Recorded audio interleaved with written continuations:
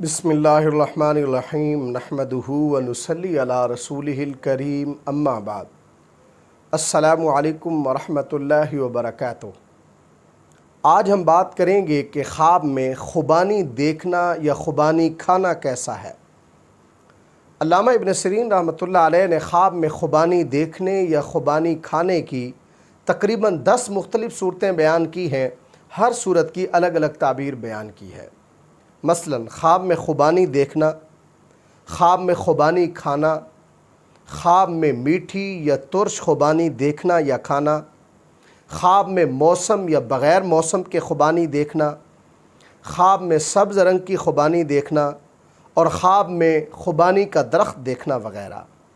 اگر آپ بھی ان صورتوں میں سے کسی صورت کی یا ان کے ساتھ ملتی جلتی کسی اور صورت کی تعبیر جاننا چاہتے ہیں تو اس ویڈیو کو آخر تک ضرور دیکھیں۔ اگر کوئی شخص خواب کے اندر خوبانی دیکھتا ہے یا خوبانی کھاتا ہے، اگر یہ خواب خوبانی کے موسم میں دیکھے اور پکی ہوئی خوبانی دیکھے تو یہ خواب مالی فائدہ پہنچنے سے تعبیر ہے۔ اگر کوئی شخص خواب کے اندر ترش یعنی کھٹی خوبانی کھاتا ہے تو یہ خواب بیماری اور غم پہنچنے کی دلیل ہے۔ اگر کوئی شخص خواب کے اندر خوبانی کی گٹھلی توڑ کر کھاتا ہے تو یہ خواب صاحب خواب کو غم پہنچنے کی دلیل ہے۔ اگر کوئی شخص خواب کے اندر بے موسم خوبانی دیکھتا ہے تو یہ خواب بھی بیمار ہونے سے تعبیر ہے۔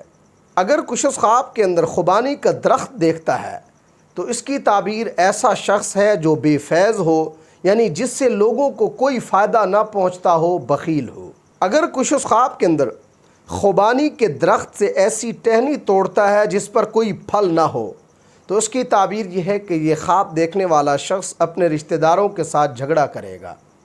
بعض معبرین کہتے ہیں کہ خوبانی کا درخت دیکھنا اس سے مراد مالدار بیوی ملنا ہے جو میراث کی مالک ہو۔